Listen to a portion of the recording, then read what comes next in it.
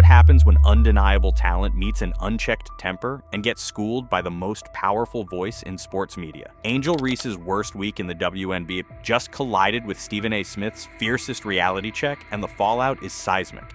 It's tough when you talk to officials and I ask them, hey, we only shot 2 free throws. We've only been to the free throw line twice up into the fourth quarter, and she tells me it's not her job. It's frustrating, and I don't give a damn if I get fined because that's cheap, and I am tired of it because I've been nice and I've been humble with it, but I am tired.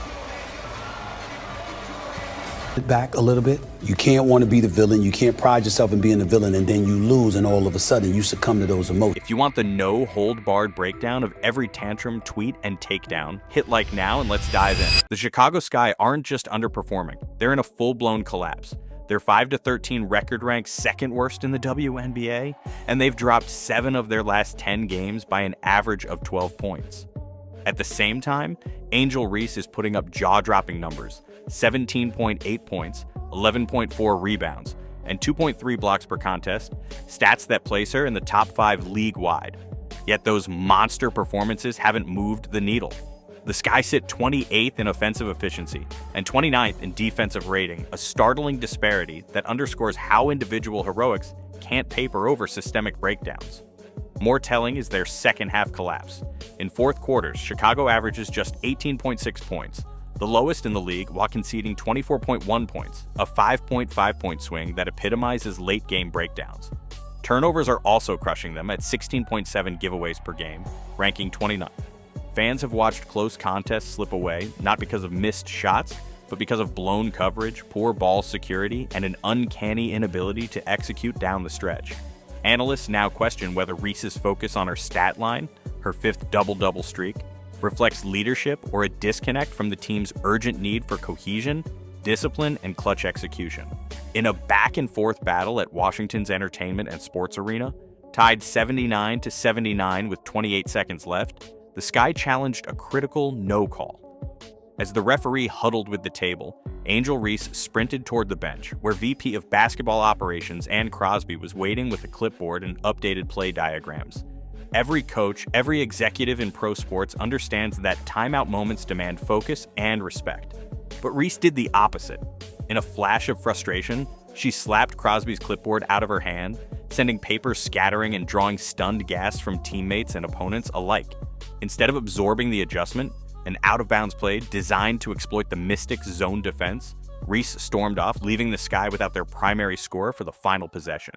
Cameras captured Crosby's shock as she reached for the board, her mouth agape. Players on both benches froze, realizing that what should have been a composed timeout talk had exploded into a public meltdown. Within minutes, the clip went viral, shared by sports networks, league insiders, and fans. It became the defining moment of Chicago's imploding season. An elite athlete choosing tantrum over teamwork at the most crucial juncture of a winnable game. If flinging a clipboard wasn't already unprofessional, Angel Reese then turned the incident into a social media spectacle. Within minutes, her timeline lit up with this now infamous post. "Those were pissing me off, shout out to Ann because she knew it was the heat of the moment and she didn't let me apologize." Not happening again though. Notice what's missing: any genuine apology, any acknowledgement that slapping a senior executive's clipboard was wrong, or even a promise to make amends. Instead, Reese blamed Ann Crosby for not letting her apologize, casting her victim as the villain. The tweet's cry emoji and facepalm emoji transformed what could have been a private lesson in accountability into a tone-deaf public meltdown. Fans piled on immediately. The post garnered 12,000 replies, 8,500 retweets, and 45,000 likes, not for support, but for outrage and mockery. Memes exploded, pairing Reese's crying emojis with clips of the clipboard flying, while commentators on ESPN's Sports Center called it the apology that never was. When your so-called apology shifts blame, weaponizes emotion, and treats a serious breach of professionalism like a punchline, you don't just lose credibility, you become the punchline. This meltdown didn't come out of nowhere. A mere 48 hours before the clipboard incident, Angel Reese unleashed a profanity-soaked tirade at WNBA referees in a post-game press conference. Following a narrow defeat, she exploded on mic. "They're just swinging at us every possession. No calls, no protection. It's like they want us bruised and battered." She punctuated her rant with multiple F-bombs, accusing officials of ignoring blatant fouls on star players. In that moment, Reese didn't call for a tactical review or personal accountability. She publicly vented her frustration instead of making on-court adjustments. Data back up her claims of inconsistent officiating. Through that week, players averaged 4.8 uncalled flagrant level contacts per game, while technical fouls for expressive reactions among rookies spiked 60%. Yet rather than channeling that energy into improving team defense or ball security, Reese opted for a high-octane press conference meltdown.